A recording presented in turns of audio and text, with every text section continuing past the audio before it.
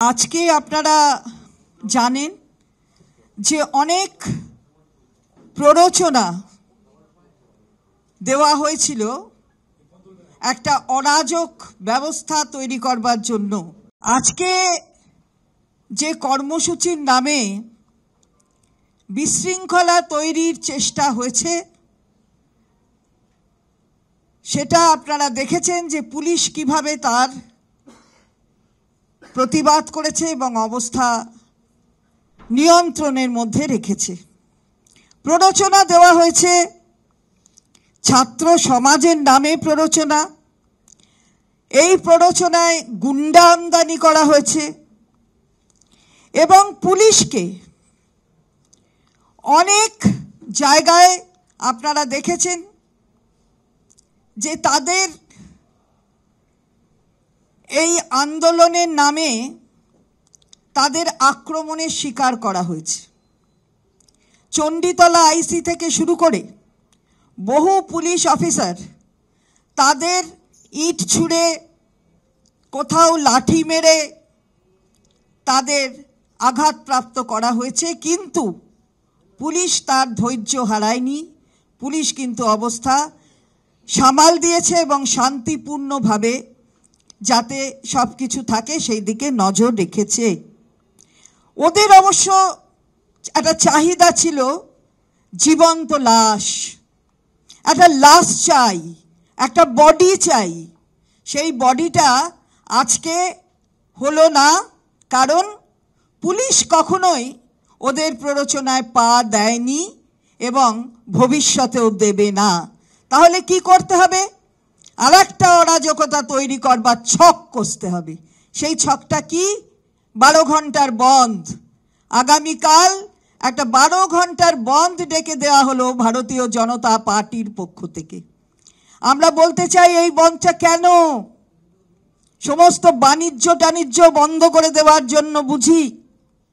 পুজোর আগে অনেক বাণিজ্যিক লেনদেন হয়, যার জন্য অর্থনৈতিকভাবে এ প্রদেশ অন্যান্য অনেক প্রদেশের থেকে, কেন বলবো সব প্রদেশের থেকে চাঙ্গা।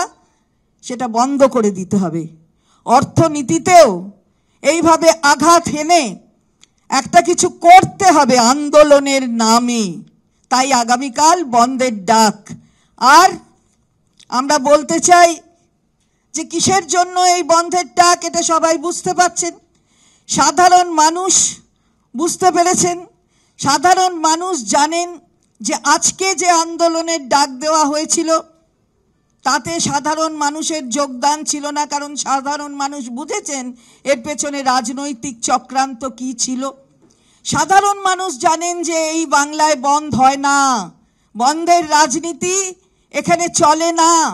জবের থেকে মাননীয় মুখ্যমন্ত্রী এখানে এই বাংলায় প্রশাসকের মুখ্য ভূমিকায় আছেন, এই বন্ধ রাজনীতিটা কিন্তু বন্ধ হয়ে গেছে। তাহলে বন্ধটা আবার চালাতে হবে, এটা বুঝি ভেবেছেন তারা। আমরা বলতে চাই যে মহারাষ্ট্রে দেখেছেন, সেখানেও রাজত্ব করছে কারা সেটাও জানেন, ভারতীয় জনতা পার্টি। আর বন্ধ ডেকেছিল যারা বিরুদ্ধে, কিন্তু হাইকোর্টের অর্ডার এবং অন্য সমস্ত কিছু বিচার করে সেই বন্ধ কিন্তু তারা উইথড্র করেছে। অর্থাৎ তারা দেখিয়ে দিয়েছে যে কি করা উচিত এই ক্ষেত্রে। আমরাও বলবো যে এই বন্ধ প্ররোচনামূলক বন্ধ, অভিসন্ধি রয়েছে এর পেছনে। বাংলার মানুষ বুঝছেন এবং বাংলার মানুষ এই বন্ধকে সমর্থন করবেন না, এই বন্ধকে কখনোই সফল হতে দেবেন না। বন্ধ এখানে হচ্ছে না, হবে না। এবং এখানে যদি কিছু করতে হয়, যান না সিবিআই এর জায়গায় যান, সিজিও কমপ্লেক্সে যান, যেখানে সিবিআই এর হাতে সমস্ত কিছু রয়েছে।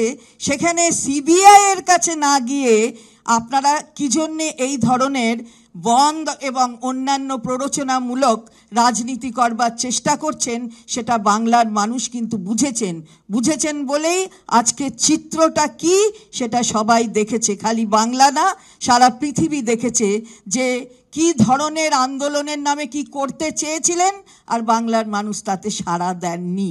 ফলে আমরা বলতে চাই, এবারে একটু ভালোভাবে ভাবুন। রাজনীতি করে বাংলাকে অশান্ত করা যাবে না। আপনারা প্ররোচনা দিলেই বাংলার মানুষ তাতে পা দেবেন না।